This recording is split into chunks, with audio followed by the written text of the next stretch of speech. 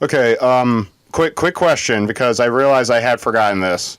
Put Marwyn's ability is mandatory, but I don't think I remembered to actually put a +1/+1 counter on her when Halar cloned himself. Not last turn. The turn before you did, but not last turn. Okay, so Marwyn has 4 +1/+1 counters on her. Okay, so you're only swinging with him? Well, I am only going to block with him. Alright. So Elfame Druid is dead. I bet this guy really wishes he had trample. He's saying, hey, buddy, how about you take a walk on the green side? And I will end. You know, it's a lot cooler over here. Oh, please, for the love of God, give me a mountain. No! God damn it! I got no more mana to put on the battlefield? Fuck.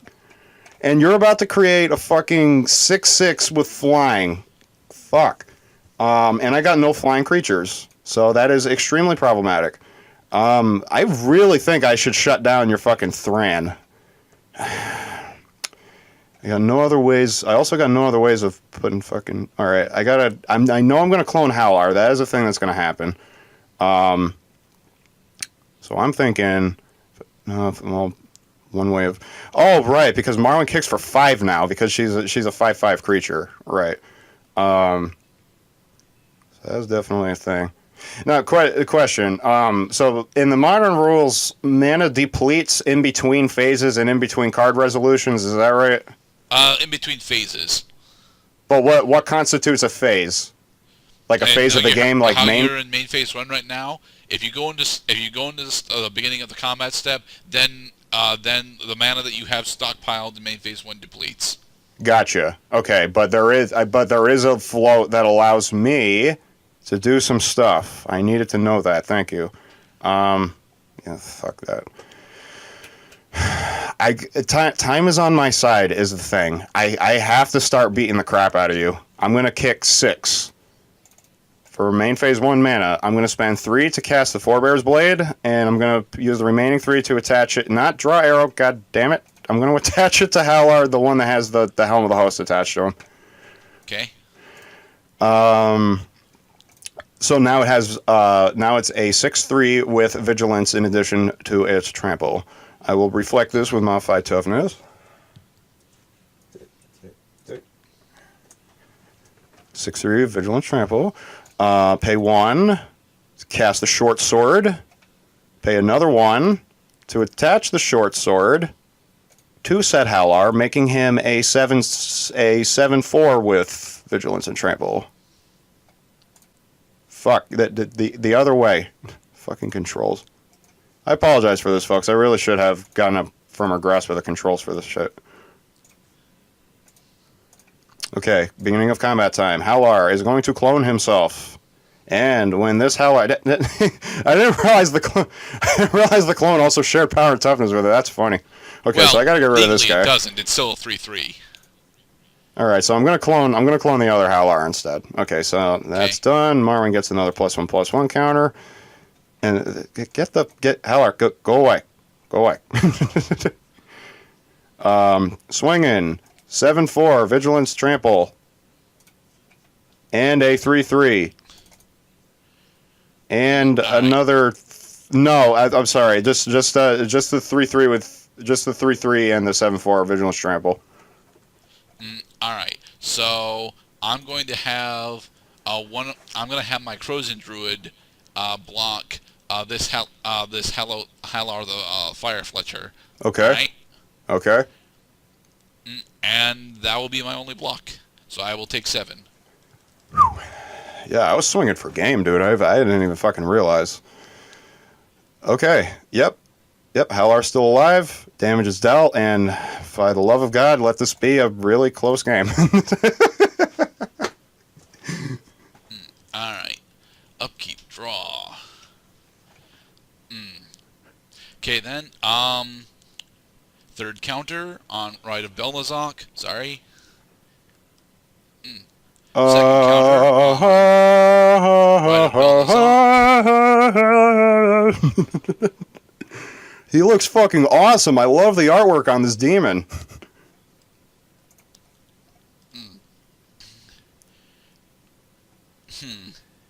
saying, All right. hello, handsome. I'm going to swing at you with my Torgar Famine Incarnate. And I am going to block with my Llanowar Elves. Okay, then. Llanowar Elves is toast. And I'm going to spend 2 mana to cast the Spore Crown Thaliad. And when he comes into the battlefield, each other creature that's a fungus or sapperling gets +1/+1. Well, there ain't nothing growing in the pits of hell, demon. And with that, I will end. They do not grow. They are already dead. Oh my god, please give me a red, please. No. I might still have you though? I don't know. Oh my god, wait a second. Holy shit balls. Okay, it's do or die time, because I do not have the red mana that I need in order to kill your 6/6 with flying, so this is effectively the last turn of the game. That being said, what I'm going to do is... Oh, but she's got all the mana now, huh? Okay, so that means I don't think the goal is to re-attack. I gotta swing for the fences, 'cause you've only got 3 health. I think it's a rather simple matter, actually. I think all I have to do is tap Marwyn for 6, to put another 4 Bear's Blade down, and use the remaining mana to attach it to Howlar. So Howlar gets an additional +3/+0, making him a 10/4 with Vigilance and Trample. Okay. Now we're going to go into combat. Beginning of combat. Howlar is going to clone himself with a 3/3 with... Not a 10/4. I should know. 3/3 with haste. So Marwyn gets an additional +1/+1 counter. Not that it matters. So swinging for 19 with Trample. And let's see. I don't think you got it. I know I don't have it, sadly, because Helm of the Host has made it so that I flat out can't come back. I mean, I can kill or deflect your entire board, but I'm dead after that. So, ah well, good game, Cloud. Good game, Kurt. That was a 1-point game. I was sitting on another Torgar in my hand, and I was really hoping that you would trade your super equipped Helmdar so I could play it to regain my life. But nope, you just decided not to do that. Oh my god, dude. But yeah, Dominaria. Our return to Dominaria, because I think we've not been back to Dominaria since Weatherlight or the Weatherlight saga. This is honestly a really interesting set. It's got a lot of really cool mechanics in it, like the sagas, the sheer amount of legendary creatures, and the different archetypes that are almost fully realized here. I saw that you went elves, but to be perfectly honest, Sapperlings is the better archetype. I just couldn't get out my black mana game 3, so I was unable to capitalize on it. Isn't that funny? We both got mana screwed during the last game, because while you were unable to cast your black spells because you had no black mana, I was unable to cast my Fight with Fire with Kicker, which would have ended the game had I only drawn just 1 mountain.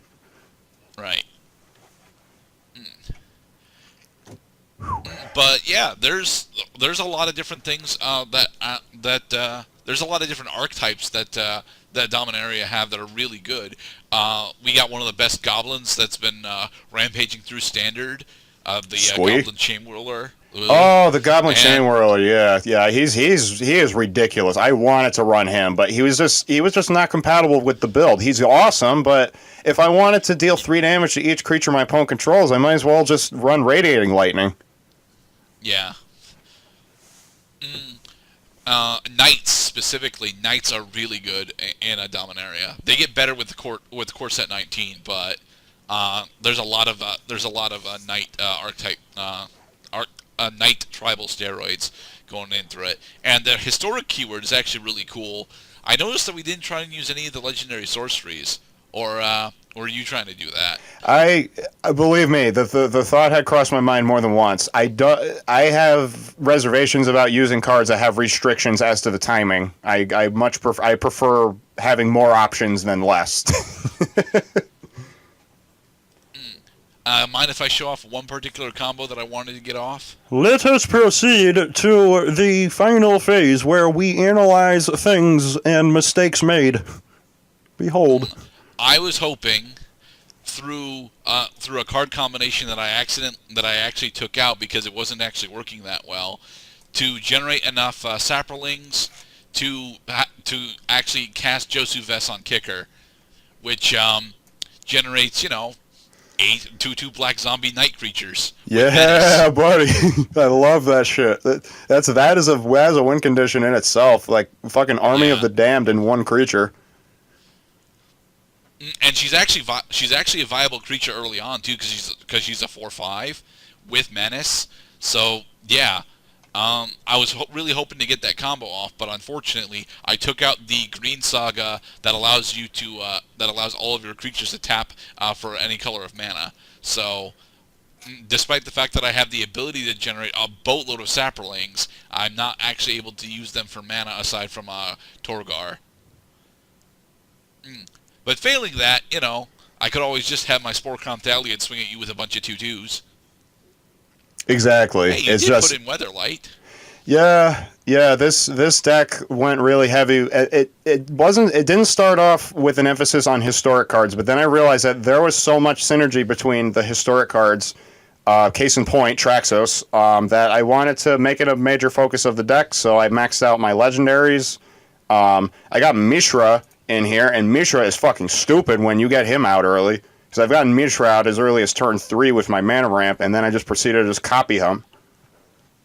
And make copies of those copies. And then those copies make copies of themselves to make more copies, and so on. And then you die. Yeah. Tokens is honestly one of the best archetypes in general, the Dominaria steroids.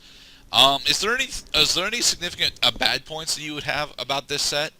Well, I fucking dropped the ball when I realized at the last second that Valduk doesn't keep the tokens that he creates, because that was one of the major strengths of the deck, was flooding the field with creatures. Hence, Helm of the Host won me the game last. So that was a thing I wish I hadn't done. In general, like this deck had come a very long way, and I'm pleased to see that the work had paid off. What I thought was going to happen was I was going to drop Traxos turn 3, so he would enter the battlefield tapped, and then I cast a Forebear's Blade with the 3 mana that I need, while he untaps himself because I cast a historic spell, and then I put my can't untap during an untap step with Vigilance, and he's a 10/7 with Trample turn 4. Like, good luck. Right. Mind you would need 6 mana on 4 for that, which is doable, but not Child's play, I say. I need 7 mana by turn 4. Oh. So I can cast Varix with Kicker. Yeah, Varix is awesome. I was kind of surprised. I was kind of surprised that you actually managed to drop Varix on me so quickly. Well, if there's a theme I've been noticing with my victories, is that mana ramp is a distinct advantage in Magic the Gathering, because it allows you to cast more early and with greater impact powerful spells. Yep. Hence, you also chose mana ramp for this match. I technically chose Sapling Swarm. It's just that I didn't actually get out my Sapling Swarm stuff that consistently. Wow. Just wow. Well, is there anything else you want to add about the Dominaria set in general? I don't like the memorials. I think that the memorials in general are cool, but they would be better off as instants rather than lands. Well, I mean, so you're putting lands in your graveyard. Multani is pleased. He likes it when you put lands in your graveyard. It's just too bad I'm a little alone in that department. Yeah. I I personally in think isolation that, of the set, yeah. the white memorial is okay, but both the black and green ones are not that great, and the blue and red ones are also not that great. I think the white one is okay, but that's it. Oh. This would have been the first time that you've ever actually used vehicles, and you didn't get a chance to do it. Damn. Yeah. Well, I tell you what, one thing that I like about Valduk's 3/1s with Trample Haste is that you can crew your Weatherlight during the start of combat step and then swing with a 4/5 with flying. Yes, because Valduk doesn't generate that when he attacks. If he generated them when he attacks, then you would be screwed because you can't crew during the declare attacker step. Attack. Right. And that's why there's a beginning of combat step. I had to look it up. Alright, guys, so this has been us exploring the Dominaria set.